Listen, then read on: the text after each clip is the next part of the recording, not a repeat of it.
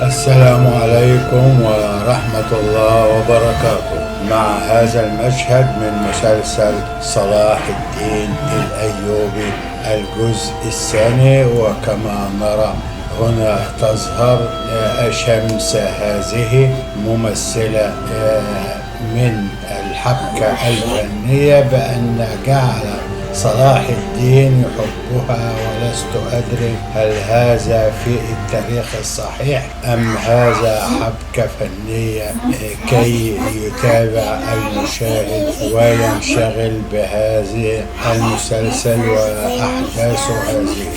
ربما ذلك وربما تلك، فالله أعلم بالحقيقة. وإن شاء الله سوف نلتقي معكم بهذه المسلسلات التاريخية مثل عثمان ومحمد الفاتح وصلاح الدين وغيرها من المسلسلات في 23/9 الشهر القادم بإذن الله.